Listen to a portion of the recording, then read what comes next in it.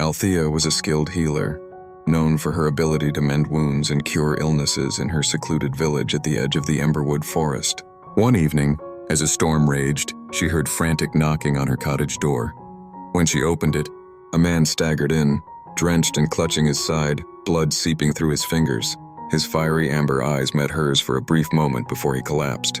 As she examined his wounds, she noticed something strange.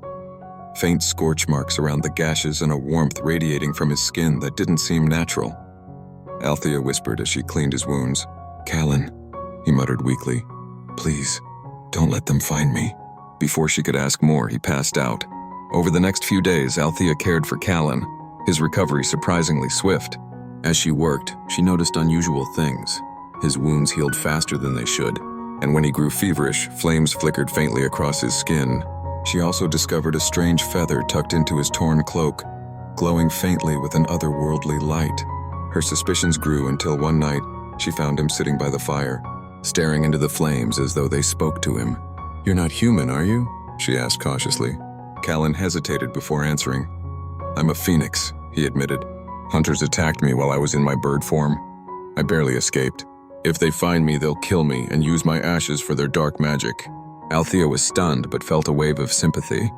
She had heard legends of phoenixes, creatures of rebirth and fire, but never dreamed they were real. "You're safe here," she promised. Word of the phoenix sighting spread quickly, and soon, a band of hunters arrived in the village. Their leader, a cold and calculating man named Roran, visited Althea's cottage, claiming they were searching for a dangerous fugitive. "We've tracked him to this area," Roran said, his eyes narrowing as he scanned her home. "He's wounded. Have you seen anyone unusual?" Althea kept her composure, hiding her trembling hands. "No," she lied. "Only villagers come to me for healing." Roran didn't seem convinced, but he left without further questioning. That night, Althea fortified her home with wards and begged Callan to stay hidden. "They'll keep coming," Callan warned her. "Hunters are relentless. I don't want you to get hurt because of me." "I'm not letting them take you," Althea said firmly. "I'll find a way to protect you." As the days passed, Callan and Althea grew closer. He shared stories of his centuries-long life, the beauty of flight, and the sorrow of seeing the world change while he remained the same. In turn, Althea revealed her own pain, how she had lost her family to a plague and dedicated her life to healing so others wouldn't suffer the same loss. "You've lived so many lives," she said one evening, gazing at him, "but it sounds so lonely." It was, Callan admitted, his voice soft, until now. Their bond deepened, but danger loomed closer as the hunters began searching homes in the village.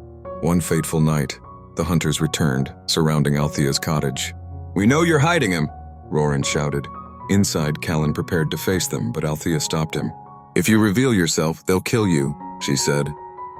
"We have to outsmart them." Using her knowledge of herbs and magic, Althea created a smoke potion that would obscure their vision. As the hunters stormed the cottage, the potion filled the air with thick, choking mist. Callan transformed into his phoenix form, his magnificent fiery wings lighting up the smoke-filled room. Together, they fought their way out, Callan using his flames to drive the hunters back while Althea guided him through the chaos. As they escaped into the forest, Roran shouted after them, "This isn't over, Phoenix!" Safe in a hidden glade deep in the Emberwood, Callan collapsed, weakened from using his powers while still recovering. Althea tended to him, tears streaming down her face. "You risked everything for me," he said, his voice faint. "I couldn't let them take you," she replied. "Your life is worth so much more than theirs." As dawn broke, Callan's body glowed with an intense light. "It's time for my rebirth," he said. "I'll return stronger, but I need you to promise me something." "Anything," Althea said. "Promise me you'll keep living your life with the same courage and kindness you've shown me." Before she could respond, flames consumed him, leaving behind a single glowing feather. Althea held it close, her heart aching but filled with hope. Weeks later, as she walked through the forest, she heard a familiar voice. "You didn't think I'd leave for good, did you?" She turned to see Callan, whole and radiant, standing before her. Their reunion was filled with relief and joy, their bond stronger than ever. Together they vowed to protect each other and the magic of the world, forging a partnership that would endure through the ages.